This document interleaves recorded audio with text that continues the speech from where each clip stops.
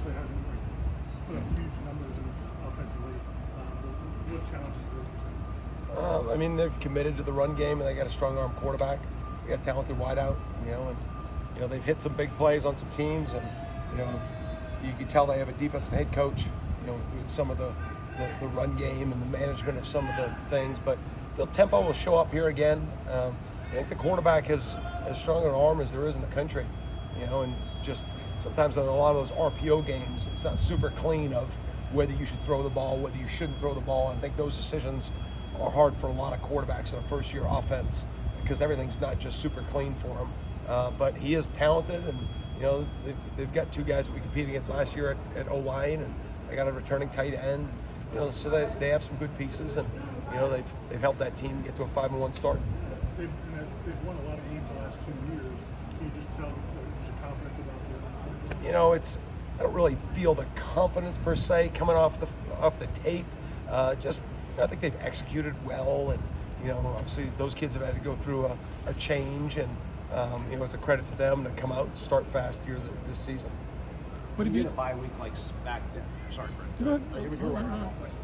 What have you seen from KJ Kirkland that's allowed him to kind of keep having this role as a starter and building on it throughout the season? Well, he's given us more consistency back there in a position that we're fighting to find it, and we played a lot of different bodies back there, more than I've ever played, and that's just trying to find the right combination of people to go out there and execute and play well so that we can count on them. So what is that? It comes down to communication, but it comes down to making the plays when they show up, whether it's tackling or on the ball.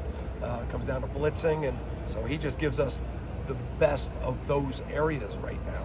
And we're looking forward to seeing him coming off of a bye week, knowing what's in front of him and seeing what that looks like on Friday night. There's having a bye week smack dab kind of in the middle of the season like this. Is there a way that you can tell these guys in messaging to kind of hit reset and see how things look the second part? I mean, I guess figuratively, because it is right in the middle, and there's always a middle to everything for the most part. And so I think you can paint that picture a little bit, but bye weeks are, every staff in America gets a schedule, and everybody either complains or excited, and they come when they come, and you try to make the most of them when they're here. And obviously, we got a lot of things that we got to get better at, but we've had bye wins when the season has been different too, and they're all critical times. You just don't see the result at the end of the bye week, obviously, but we feel results, and we hope those carry over. What have you seen from some of the freshman cornerbacks or any of those guys getting close to being able to contribute in some capacity? Yeah, I mean, I think Charles and Kai have both showed that they belong here. I do feel confident about the three corners that we're playing. Obviously, we'd love to see more active on the ball, but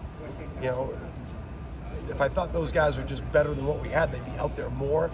But they are. I mean, Kai's rolling some with the group, and Charles has been up with us practicing and getting as much. They're all in every meeting, and I do think they have a really bright future here, and I think they're as advanced as any. Just we've been in different places with the last time we played, the freshman corner was AZ, and he was the third corner, and he was pretty competitive with that.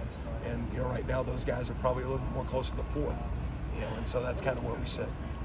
Omar was obviously more productive last game out. Was there anything that led to that? Yeah, he's healthy, and we were counting on the experience early in the year to try to settle things down so that we didn't have many new faces on the field, and he didn't play great, and he had to sit for a number of weeks to get him back healthy. But I do have confidence that he's got a good sense of what to do. I do think he's a good tackler, and so hopefully those things continue to grow, because he's been here for a good number of years, but he's really never, he was in the rotation last year, but he was just never really full speed, and hopefully we're going to see more of that. Anything with you guys? I know you always want to be able to make teams more one-dimensional, stopping the run. Are you guys anywhere closer, you feel, to being more, adept at stopping the run this week? We need to be. We need to be. And, the first 2 weeks, it was, where there was a big play here and there, but there was a lot of space, and even there were more 5 and 6 yard runs. I felt, there were some games that we've done a really good job. In the Clemson game, there were some bigger runs that obviously led to some of the numbers being very increased, but that's still things that happen, right? But I did feel like there were more 1 or 2 yard gains, and a little bit better looks throughout the game. But then, you allow 1 or 2 explosives, and that can't happen. So let's limit those, and let's continue to build a better wall, and that'll help us create the better third down defense. Linebackers for this week with Lundy out. It'll be more of what you saw at Clemson. Yeah, when he was out. Yeah, but very similar to that from a rotation standpoint. Did we ask you about Sean already? Sean Murphy's getting more closer to helping you guys out, you feel? A little bit. I mean, he's closer now than he was the last time we asked. All good? Sorry.